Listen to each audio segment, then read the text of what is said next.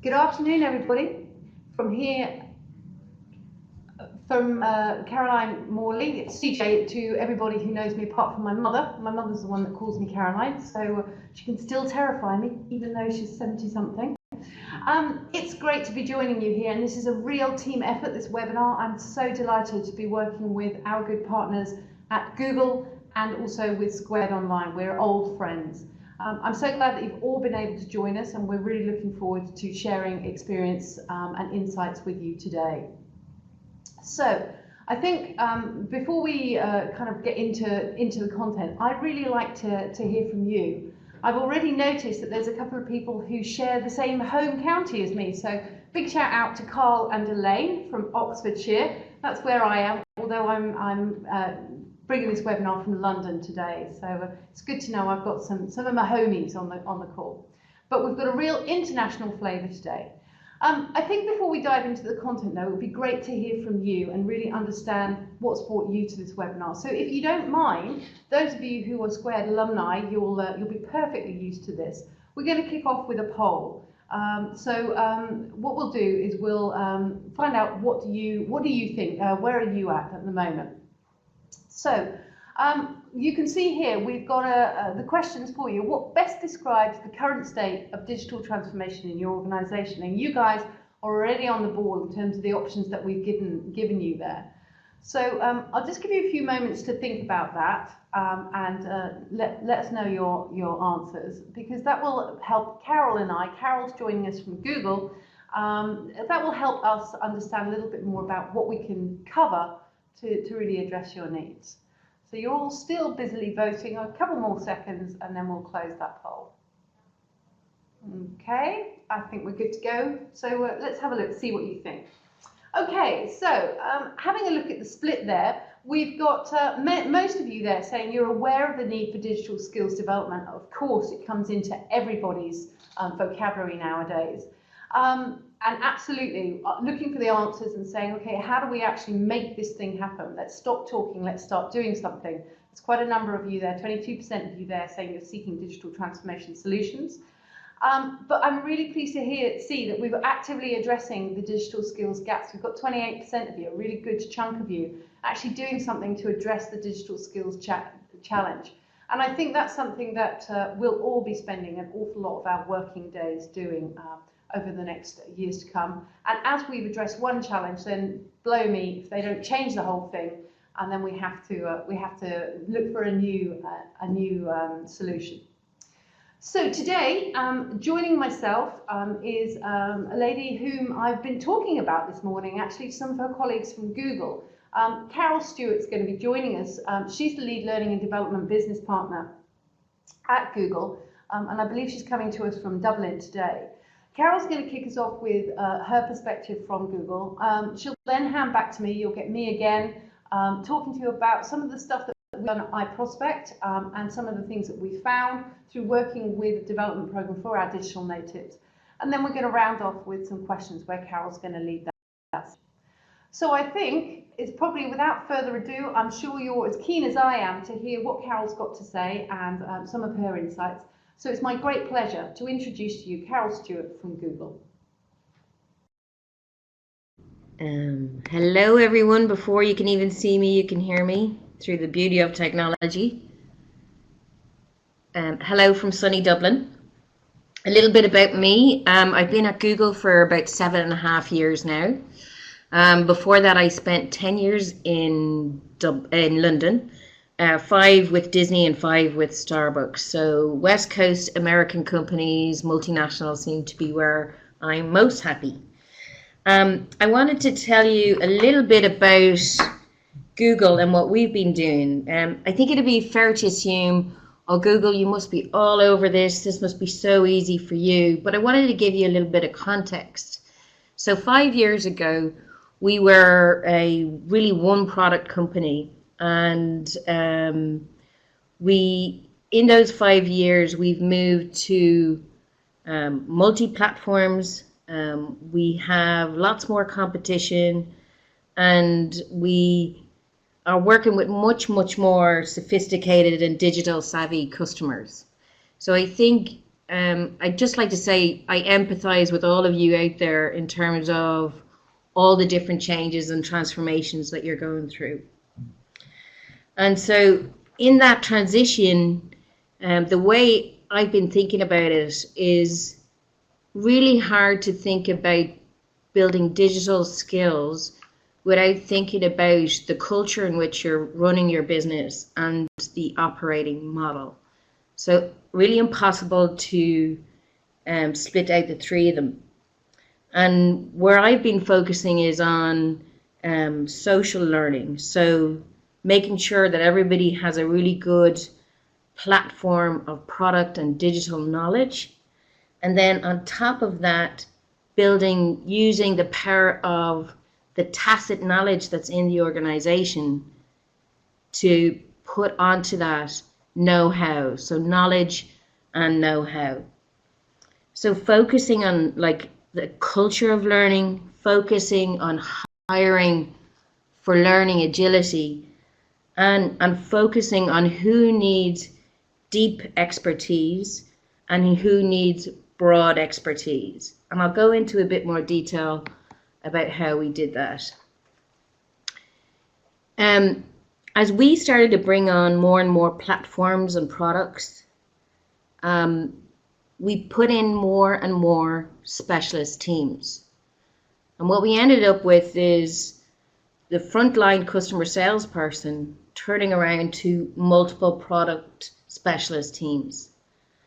And that just increased complexity in our own organization, which at its worst day was visible to our customers. Not great. So the answer or the antidote to that was to try and bring expertise as close to our customers as possible. We set up EMEA communities of product or solution knowledge.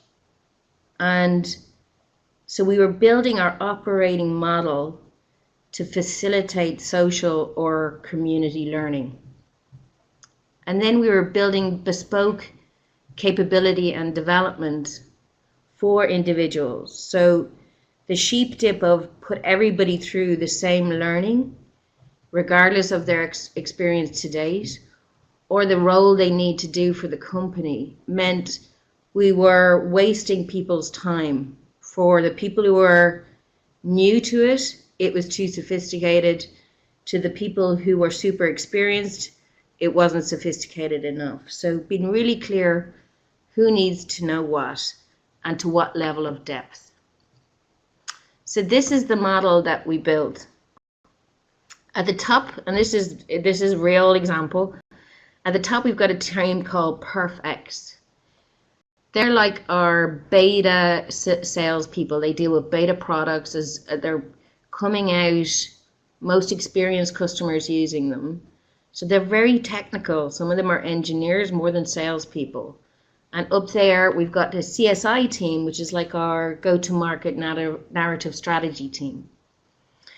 Underneath them, we've got specialists, and they are either podded, so directly dealing with customers, if those customers need that product to grow, or they're pooled if actually that's a nascent product that actually the customer doesn't need all that much to grow. And then right at the front with the customer is the account directors. So you can see on the second inverted triangle, what that means is deep technical expertise is in a finite group of people. Expertise that can be brought and understood directly by our customers is as close to the customer as we possibly can get it. So they can translate from deep technical expertise to the customer experience and be the conduit in between. The role of the account director is really to be an expert in the customer's business and more broadly in the industry. So that's how we structured it. And why did we do that? Because we were really expecting one person to be a deep technical expert and a deep expert in their business. And really it was overwhelming. The speed at which our products change, never mind the customer's needs, never mind what the competition is doing, just wasn't feasible for that to be in one human being, no matter how brilliant or how motivated they are. So in terms of how we get the communities to be excited and to share knowledge, we create this network. And sometimes if the deeper the expertise, the more global the network. We get them talking directly to the guys who have designed the product. And even from the engineering side, they're so excited to talk to people who are so sophisticated in their knowledge of the product. So they're talking to each other. It's experiential. It's certainly not, let me teach you in a classroom. Classroom, online knowledge, if it's knowledge, it can be done online. If it's experiential and understanding and new, then it needs to be more human. It's inspirational. These people know that they're going to find out all the new stuff early on, and they're seen and respected as specialists in the business. And it's tailored. No sheep dipping. We did that for years. Doing more of it was just bringing more waste of time for people and frustration for people trying to teach it. Okay. My final point is, having invested so much to build digital skills in your business and how quickly they change, and how hard it is to hire the right kind of digital talent, because we're all after the same expertise, is how do you really think about keeping those people engaged and retained in your business? One of the challenges, and I think CJ is going to go into this, is Generation Y of they can see 6 to 12 months in terms of their career, which is like the street view of their career journey. But what you can do as a business is really take them up the next level and get them to zoom out and have a Google Maps view of their career, where these specialist digital skills will take them and how they can keep building and adding on to that to bring more out in terms of your business. I'm going to hand over to CJ now. I'm going to stick around and answer some questions at the end. Hopefully that was useful.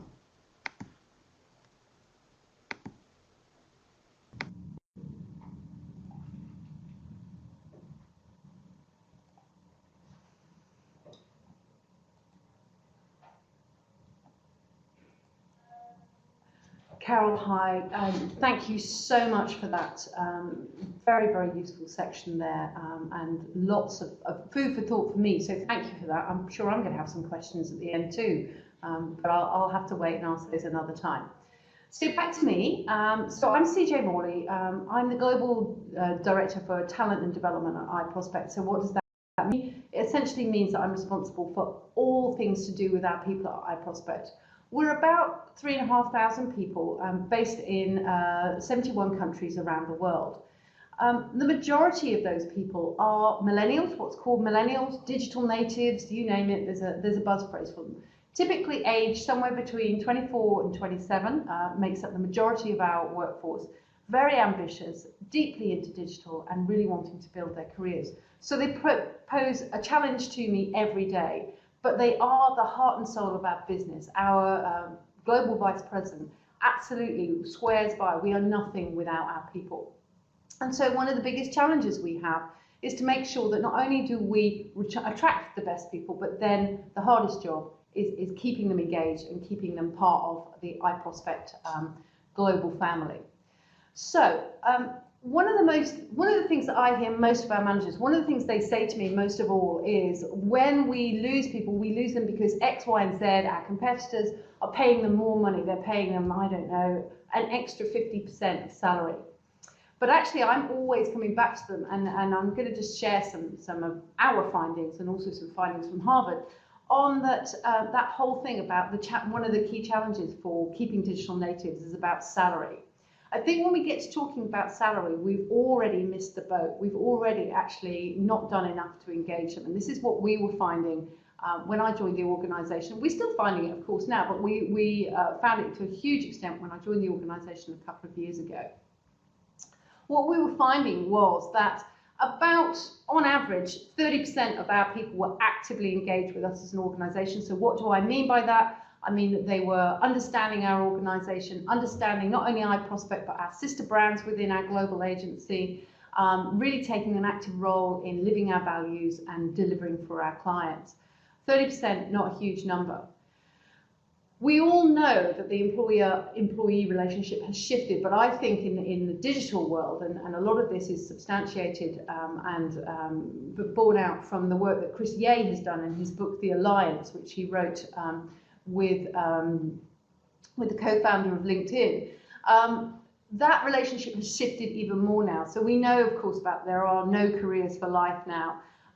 But I think particularly in the digital field, we're viewing careers are becoming much more on a project basis. So what Chris Ye calls tours of duty, whereby the relationship between employers and employees is much more about how can we create mutual value for each other. So how can we enhance and develop the CVs and the skill base of our people, and how in turn can they grow and develop our business. Our innovation comes from the bright minds that we employ. And so with that paradigm, with that idea of how do we create this mutual value, then our focus has turned very much away from saying, okay, let's do kind of like big long-term career plans, because they're really not relevant. What we're talking about is the career view that says, okay, where do these projects take you? So in a similar vein to what Carole was talking about, we're looking very much at the vehicles that go along the route plan for careers.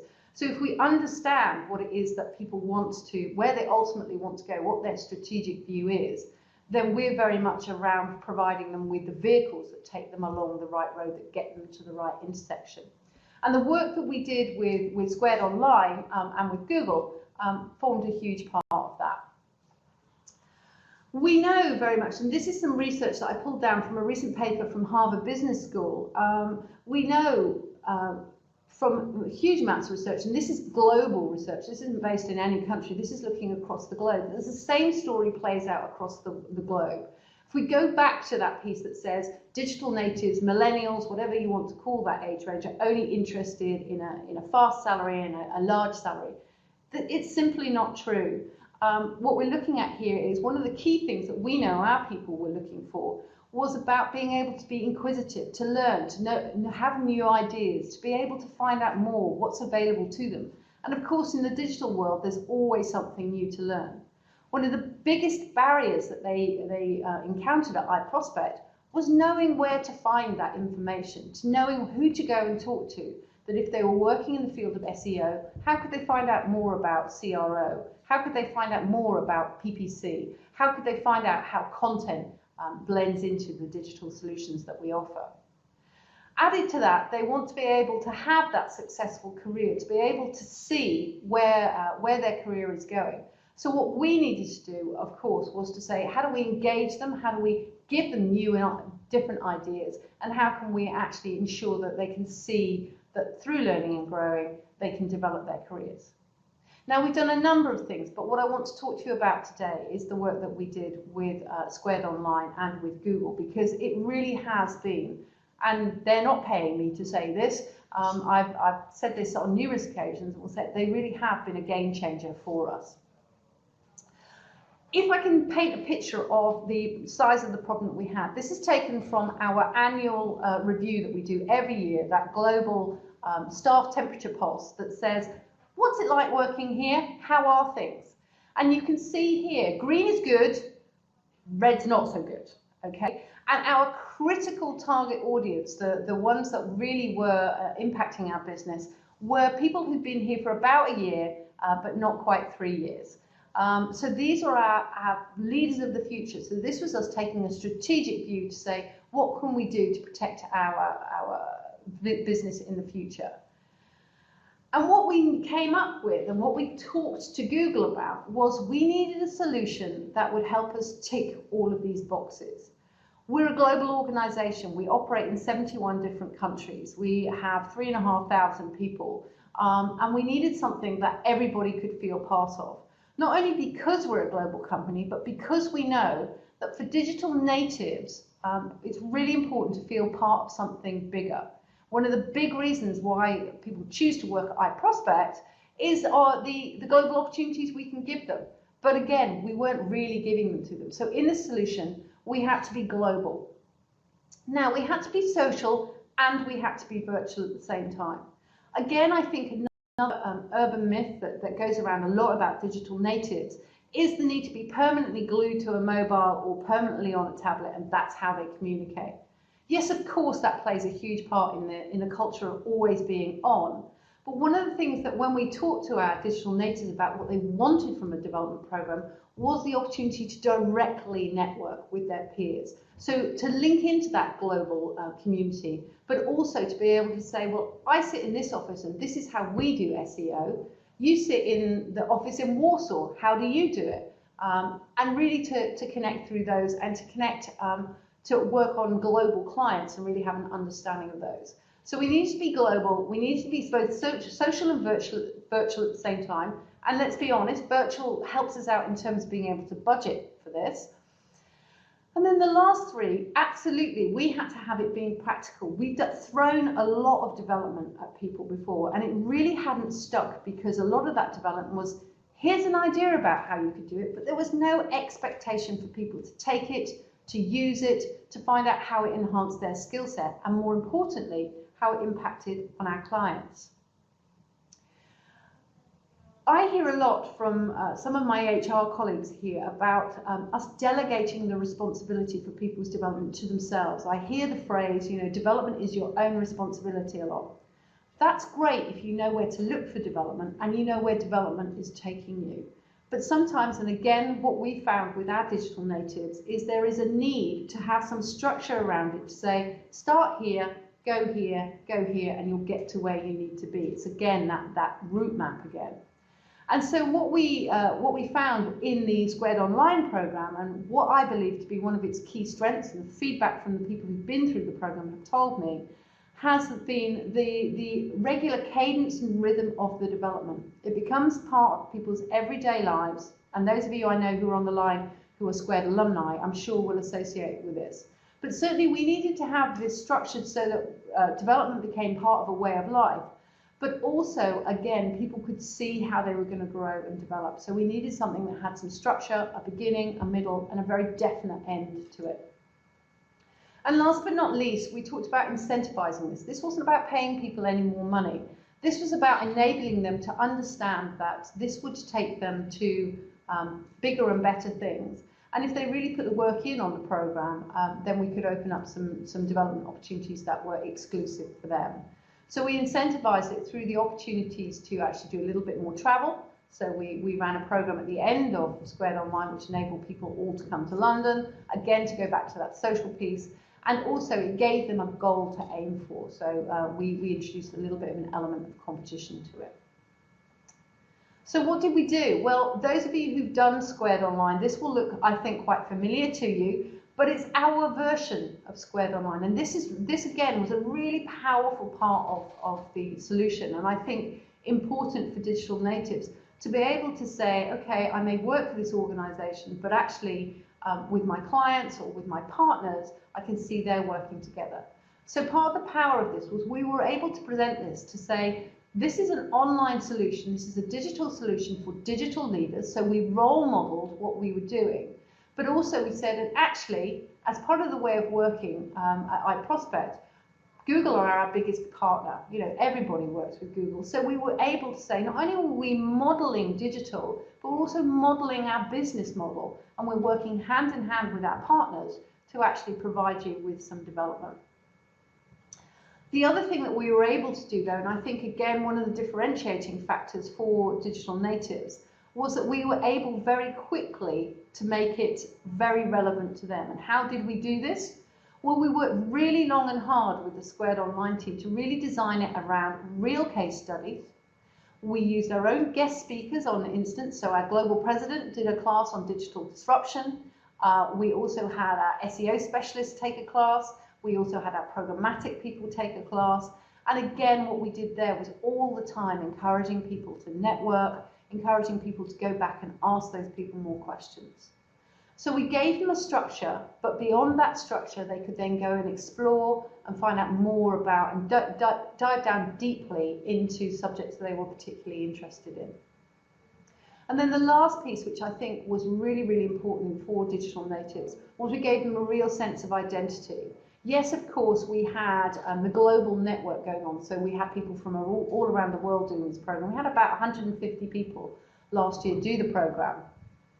We split those up into cohorts. We deliberately mixed them up so that they had to be challenged across time zones, challenged with language, challenged with culture. So that not only did we develop their digital sense, but also we gave them a really good flavour of what it's like to work in a global environment.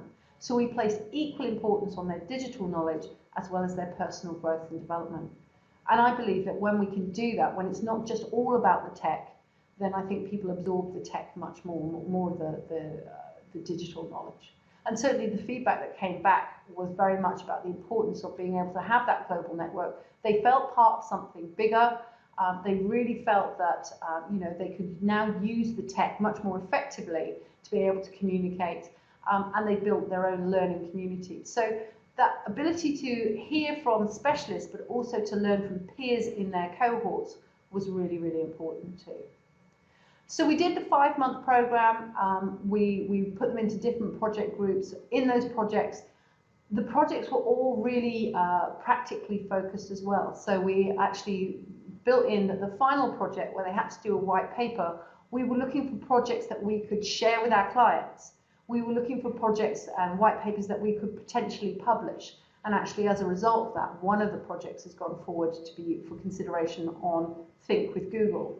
All of these things are about that mutual value creation that I talked about earlier. It's about saying, for somebody who was on the Next Gen program last year, that they can then say, my white paper actually was published on Think with Google. I was part of the one of the top 3 white papers on Next Gen. I was part of Next Gen.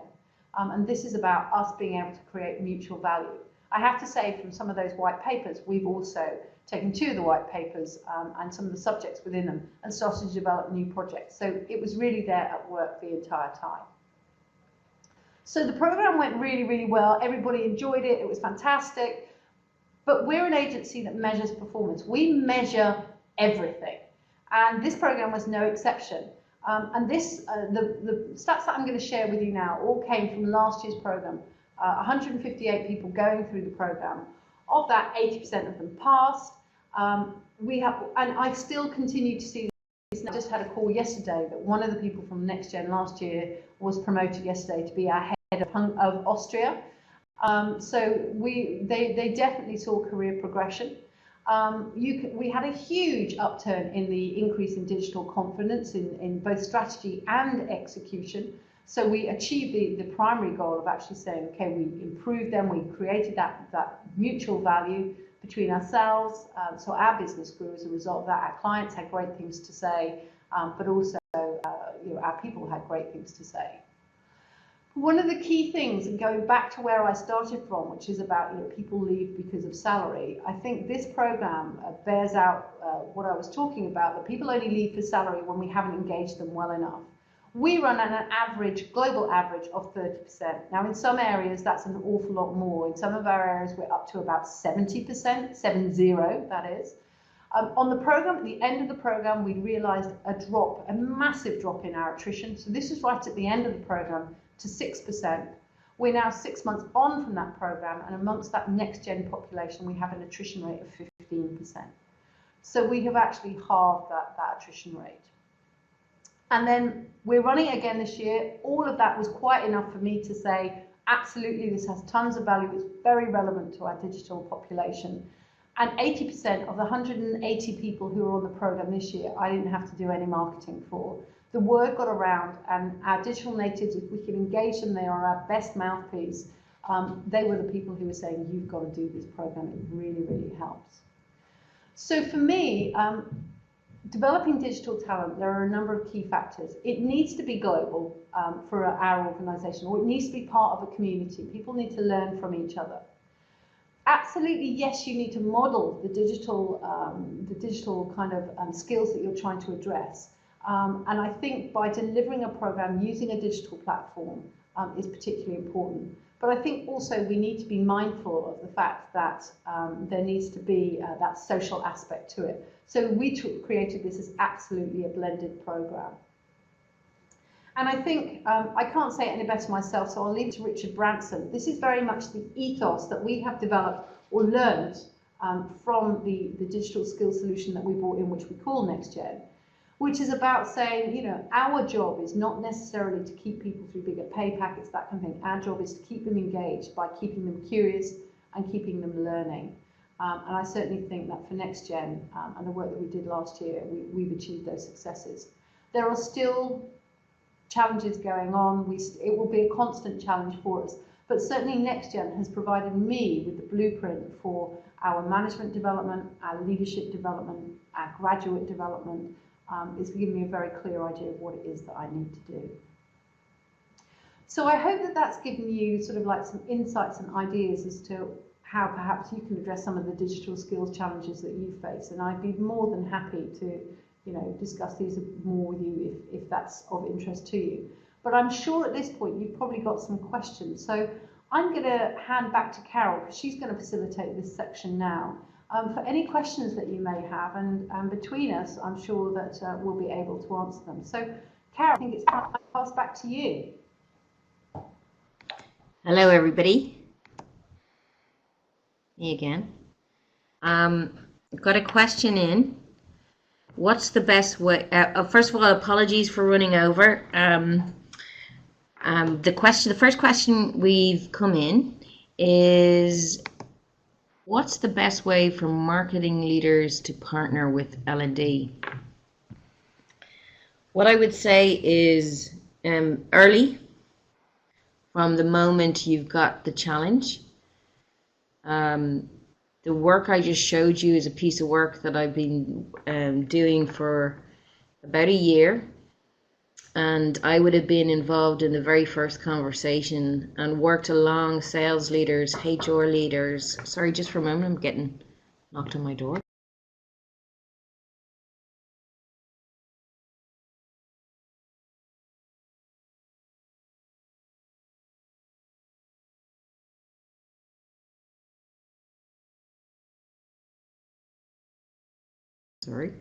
Sorry about that, folks. Somebody was trying to kick me out of my room.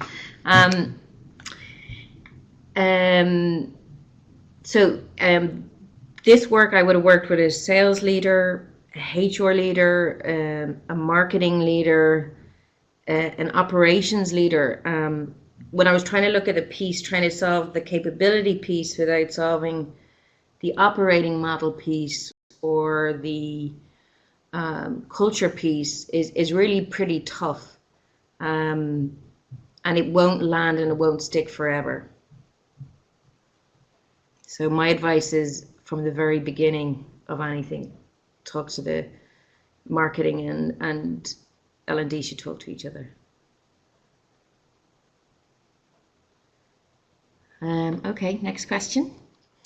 How do you ensure your staff are continually ahead of the curve as digital continues to evolve? I mean, I think the first thing is to pay deep attention to the very front line. If they feel they are getting out of step, they will tell you. Only today, I was just before coming here, I was talking about anticipating building rather than just buying in talent. There are moments where something moves so quickly or you're looking for something special. But I think to CJ's point is you want people start becoming really useful after a year in your business because they know your business, they know your customers, and they're great at digital, is anticipating building capability the same way you would build long-term strategy. And this is why it's critical for, you know, very senior leaders and L&D and operations to talk to each other, because you can't build this stuff overnight. It's not go and sit in the classroom for a few days. This is pretty complex. And to deal with that complexity, you need time and you need to anticipate it. I hope that answers the question. How do you integrate knowledge transfer from contractors? I don't know if that's to me or to CJ. Is that to CJ squared?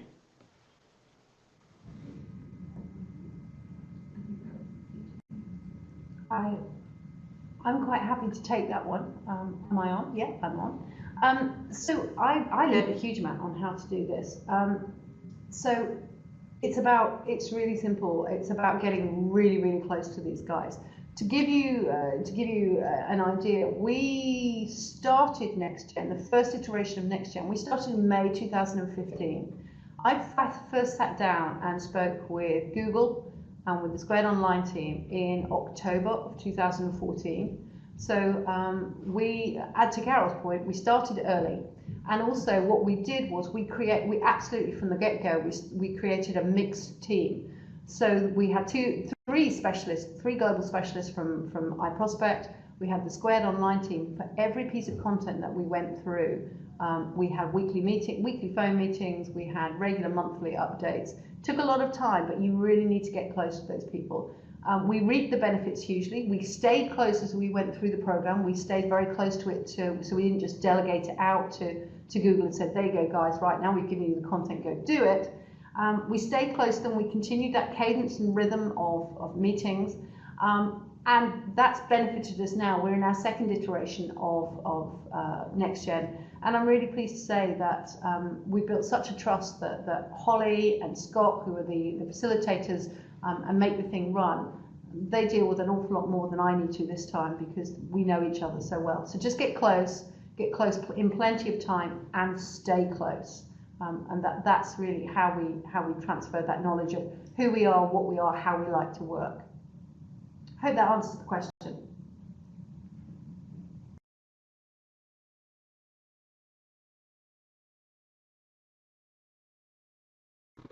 What would you like me to take next, folks? Okay, there's a few more questions that come in, but I'm conscious of timing. So we're going to have to wrap it up there. I'm happy to help Squared answer the questions that come in that we didn't get to. It's been a pleasure to hopefully help some of you. And do keep asking these excellent questions to Squared because they're our brilliant partners, and we can solve this together. Thank you, Squared. Thank you, CJ. Nice to meet you, and thanks everybody else online.